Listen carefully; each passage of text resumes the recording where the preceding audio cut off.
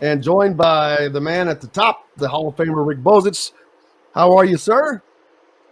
Doing good, Jim. Looking forward to seeing you tomorrow and seeing some good basketball this weekend. I see you're on your way to Albany, as we discussed in the break, being chauffeured, I assume, by Mr. Alec from inside the hall. No, Alex isn't going.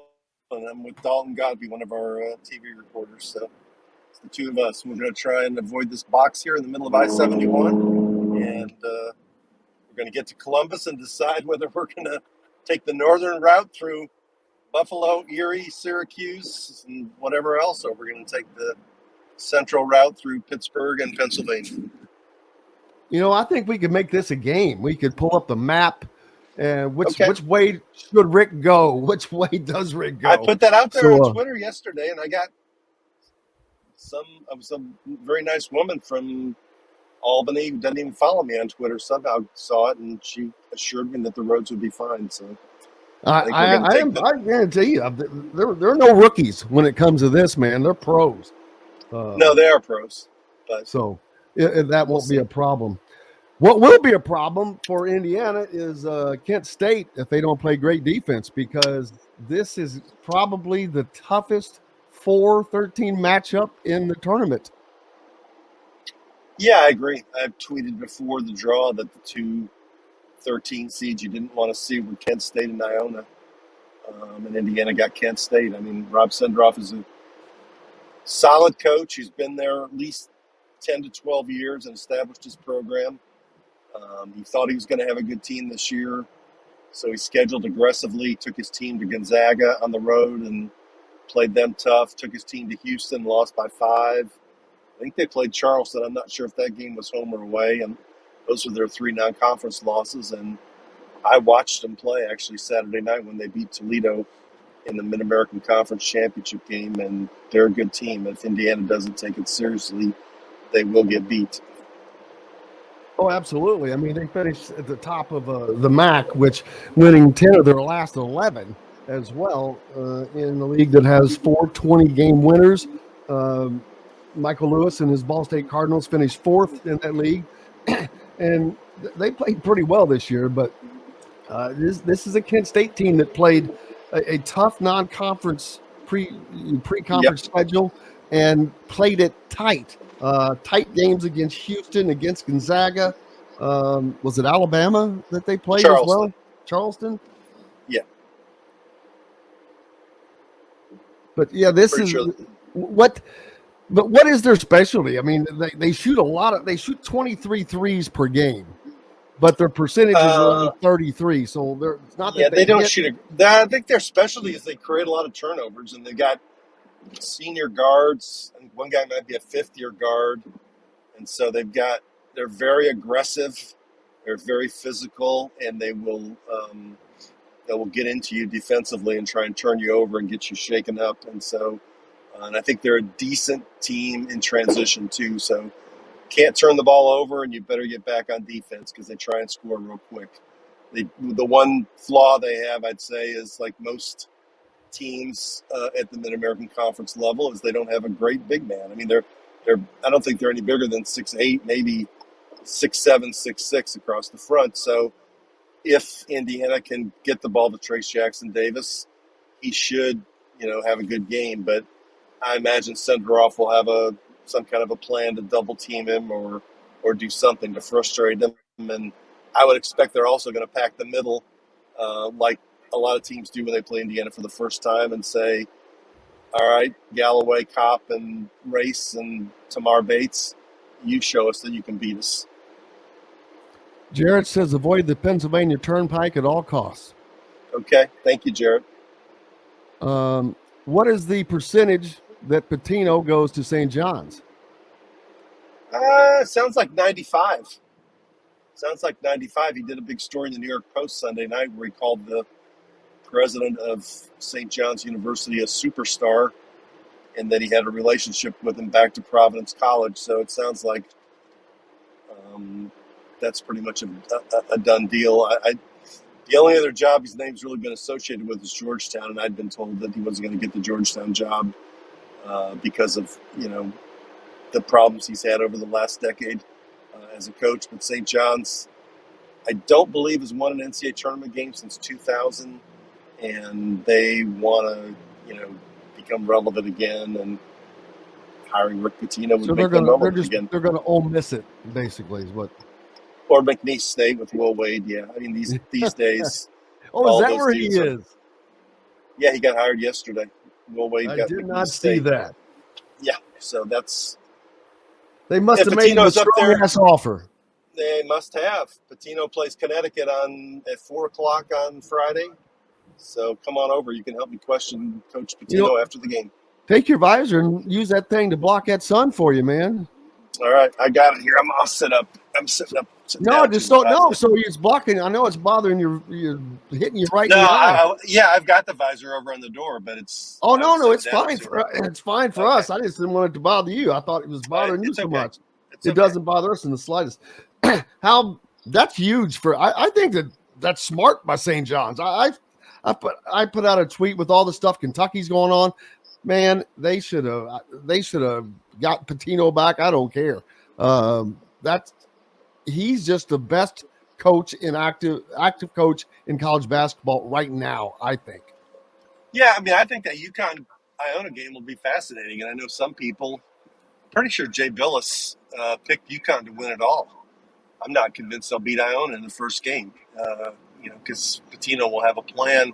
Pitino with time to prepare is very dangerous.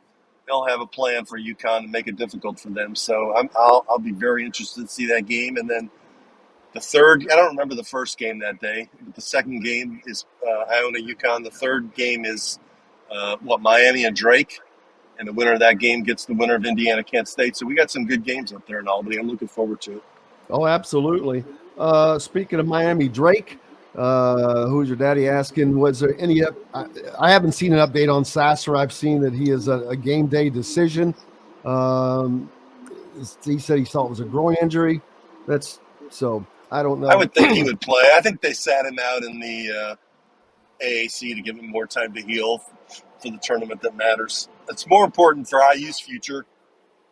Miami has a big man who's, I think, he's not as big as me, though. Just kidding. As we wait for Rick to. There we go. There we go. Somebody was trying to call me. I'm sorry. I had to decline the call. Norman, it's Ochier, Ochier. He missed Miami's last game and a half in the ACC tournament with an ankle injury. If he's out up in Albany, that's a big issue for the Hurricanes. Yeah, and that's what we had been talking about, that their big man. So, and Drake, I've heard a few guys pick Drake to say, watch out for Drake. Drake, even straight up, could possibly knock Miami off and be a tough game for whomever plays them next. Yeah, Drake, I think, didn't they win the Valley this year? And their coach is Darren DeVries, who's, I think, in the mix for the Notre Dame job. So, yeah, Drake's good. I mean, we've talked all year about how balanced the season is. There's a lot of teams like that are going to be dangerous to play. And if you don't play well, or if you do what Indiana did in Chicago, which is have these 8 to 10 minute stretches where you can't score, you're not going to win. And to me, the biggest X factor is going to be, what are they going to get from Galloway, Race Thompson, Tamar Bates, and Miller Kopp? At least 2 of those guys are going to have to come through. I mean, Galloway had 1 basket, and that was in the last minute of the Penn State game. He's got to be better than that. Kopp's got to take shots. Nobody mentioned him by name, but reading between the lines of what people said in the press conferences, that he passed up some shots, and he's got to be confident shooting the ball, even if he's not totally wide open. He's got to make shots for Indiana to win, and Thompson's got to play better too. I thought he didn't really get after it defensively and rebounding wise. Early in the game against Penn State, as he did in the Iowa game, I thought he was slow to get out on closeouts with his arms down. I mean, this is no time for saving your energy for the next game. Yeah, Race. I've said this many times. It's been a while, but Race, he gets switched out, and he has allowed more 3 points, more three Yeah, pointers than anyone I've ever seen in the history of mankind. I mean, I agree. I can see time after time where I see him late coming out just to throw a hand at a ball that just goes swishing through the air and then through the basket. It happens a lot. And then on Miller Kopp, I saw him.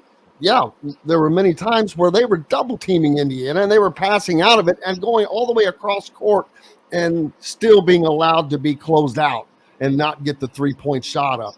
Miller Kopp is 6'7", and you're right, he has to have the confidence that when he catches that pass to just go up with it.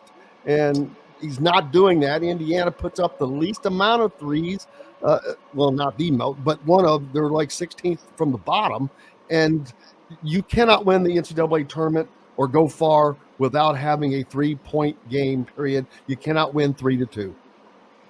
No, I mean, you can't. What, they make 2 against Penn State and 4 against Maryland? I mean, you can't be doing that. I mean, Penn State made 8 against them. I don't remember what Maryland made. They made a bunch in the first half, but it's not a priority. And it's too late in the year for them to think that they would make it a priority. But, I mean, they got to shoot more than they're shooting. And in addition to Kopp not being confident or eager to shoot the ball, they've also got to be quicker to rotate the ball.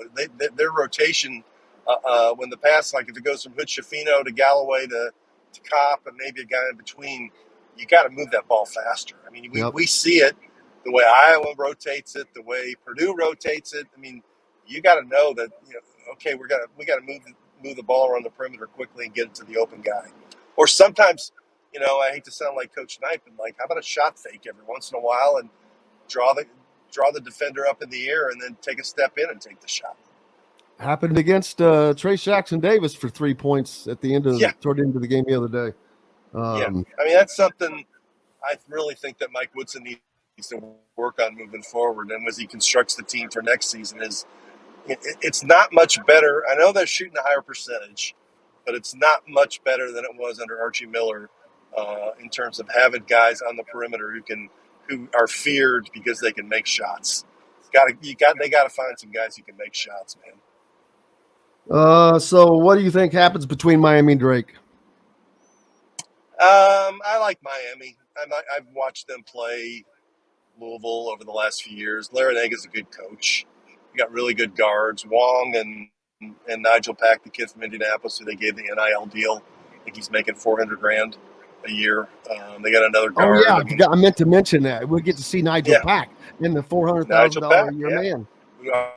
Archie didn't want, and I guess Indiana didn't really pursue him last year when he was in the portal. He's an Indianapolis kid. He's a good player, and he will shoot threes. I mean, they will shoot threes, and so I mean, people probably don't know this, but Miami won the ACC regular season title this year, and I know that people viewed the ACC as down. I think they're number 7, best league in Ken Pom, but they were good enough to win the ACC. I mean, they've got really good guards. They don't have a great inside game.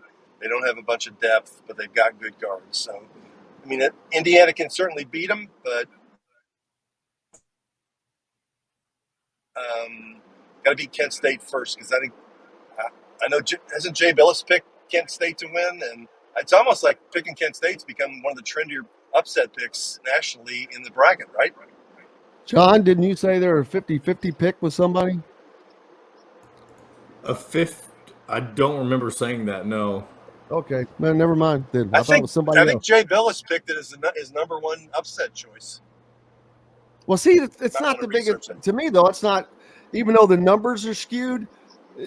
That's not the seeds to me are not accurate. Kent State is a hell of a lot better than a 13 seed. Right. I was voting them in the top 25 in the AP poll for a while until they went to Ball State and lost. And I don't know how they got that far down. I mean, they won 10 out of their last 11 games too. And don't they start? They start at least 3 and maybe 4 seniors. I mean, they're an older, toughened team, and they're super aggressive. and they are going to try and turn Indiana over. And if they can't handle, ball pressure, it's going to be a tough night for Indiana. It really is. Yeah, let's see. I'm looking for the points average on this. It's always in a different spot of what the guys that they have and what they averaging, but too many lines here to find it. But yeah, it's going to be fun. So, what do you think is going to happen between IU and Kent State? I do think Indiana will win a close game. I don't think it'll be easy. I think they'll find a way to win a close game because I do believe that Jackson Davis will assert himself, and Kent State will have a hard time. They've not seen a guy like him, I guess, since they saw Drew Timme. There's no guys like him in the Mid-American Conference. So, and I have enough faith in Chifino that he'll be able to deliver. It's going to come down to, as I've said repeatedly for weeks, some of these other dudes going to have to play. I mean, I still shake my head at Galloway's performance in Chicago. Like, how can you play 2 complete games and not score until the last minute of the second game? Yeah, They got a bunch of guys on the team who are just different players away from Assembly Hall. When they're in Assembly Hall, they seem to play with confidence. When they're away from Assembly Hall, they seem to be afraid to shoot the ball. The one guy who seemed to make a change in that perception in Chicago was Bates. He played better. Yeah, he played better. And Renault played pretty well. In the Maryland game, and correct me if I'm wrong, it looked like Woodson got mad at Galloway and Race Thompson in the first 2 minutes of the second half when Penn State got 2 or 3 long offensive rebounds and Indiana got beat to the ball. And he benched Galloway and he benched Race Thompson and he put Renew and Bates in the game. And Indiana played with more energy, and that's what he's going to have to do again. It's like you can't have guys out there who are going 3/4 speed for offensive rebounds on the floor, long offensive rebounds. You can't have it.